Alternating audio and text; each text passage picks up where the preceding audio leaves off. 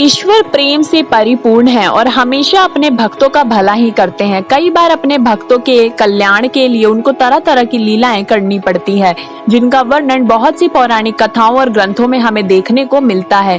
अपने 3 प्रिय भक्तों के अहंकार को तोड़ने के लिए भगवान श्री कृष्ण ने किस प्रकार की लीला रची, आइए जानते हैं। ये जानने से पहले वीडियो को लाइक एंड चैनल को सब्सक्राइब कर देना, जिससे आपको ऐसी वीडियो की नोटिफिकेशन मिलती रहे। कहते हैं कि अगर इंसान का सबसे बड़ा दुश्मन कोई है तो वह उसका खुद का अहंकार ही है। जिस इंसान में जितना ज्यादा अहंकार होता है वह ईश्वर से उतना ही दूर चला जाता है। इसलिए अपने भक्तों के कल्याण के लिए स्वयं भगवान श्री कृष्ण ही लीला रचकर उनके अहंकार का नाश करते हैं। इसी विषय पर एक रोचक पौराणिक कथा है, तो चलिए जानते हैं। एक बार भगवान श्री कृष्ण अपनी द्वारका नगरी में रानी सत्यभामा के साथ सिंहासन पर विराजमान थे। उनके साथ गरुड़ और सुदर्शन चक्र भी बैठे हुए थे। तब बातों ही बातों में रानी सत्यभामा ने भगवान श्री कृष्ण से पूछा कि हे प्रभु, कृष्ण त्रेता युग में राम के रूप में अवतार लिया था, तब सीता आपकी पत्नी थी, क्या सीता मुझसे भी अधिक सुंदर थी? भगवान श्री कृष्ण तुरंत इस बात को समझ गए कि रानी सत्यभामा को अपने रूप पर अहंकार हो गया है। रानी सत्यभामा की इस बात को पूछने के तुरंत बाद ही पक्षीराज गरुड़ भी भगवान श्री कृष्ण से पूछ बैठे कि क्या इस दुनिया में कोई ऐसा मौजूद है जो मुझसे भी तेज उड़ सकता है? इधर सुदर्शन चक्र भी खुद को महान बताते हुए पूछ बैठे, हे कृष्ण, क्या कोई मुझसे भी ज्यादा शक्तिशाली है? मेरे द्वारा ही तो आपने बड़े बड़े युद्धों में विजय पाई है।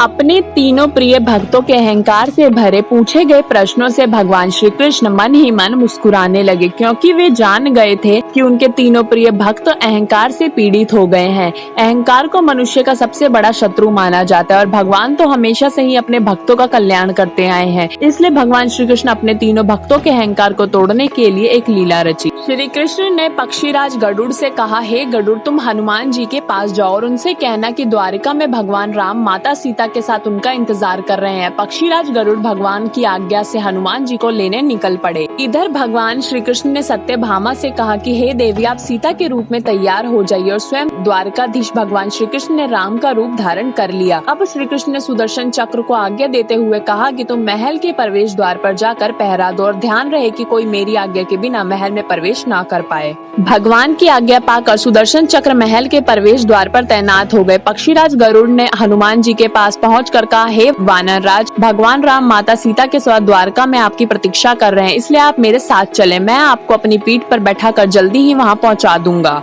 हनुमान ने विनय पूर्वक गरुड़ जी से कहा, आप चलिए, मैं भी आता हूँ। पक्षीराज गरुड़ ने सोचा, पता नहीं ये बूढ़ा दिखने वाला वानर कब तक पहुँचेगा। खैर, मुझे द्वारका भगवान श्री कृष्ण के पास चलना चाहिए। ऐसा सोचकर पक्षीराज गरुड़ तेज गति से द्वारका की ओर चले। महल में पहुंचकर पक्षीराज गरुड़ देखते हैं कि हनुमान जी तो उनसे पहले ही महल में प्रभु के सामने बैठे हैं। तब गरुड़ जी की अहम टूटा और शर्म से उनका सिर झुक गया। तभी श्री राम जी ने हनुमान जी से कहा, पवन पुत्र, तुम बिना आज्ञा लिए महल में कैसे प्रवेश कर गए? क्या तुमको किसी ने प्रवेश द्वार पर रोका नहीं? हनुमान ने कहा, हे प्रभु, आपसे मिलने से मुझे इस चक्र ने रोका था, इसलिए मैंने इसे मुंह में रख लिया और आपसे मिलने आ गया, मुझे माफ करें। तब हनुमान जी हाथ जोड़ते हुए सिर झुकाकर अपने मुंह से सुदर्शन चक्र को निकाला और प्रभु के सामने रख दिया। अब भगवान श्री कृष्ण मन ही मन मुस्कुराने लगे। फिर हनुमान जी ने हाथ जोड़ते हुए प्रभु श्री राम से पूछा, हे प्रभु, आज आपने माता सीता के स्थान पर किस दासी को इतना सम्मान दे दिया है कि वह आपके साथ माता सीता के सिंहासन पर बैठी है? हनुमान जी के मुख से ऐसा सुनते ही सत्यभामा का अपने रूप रंग को लेकर अहंकार था वो पल भर में ही टूट गया।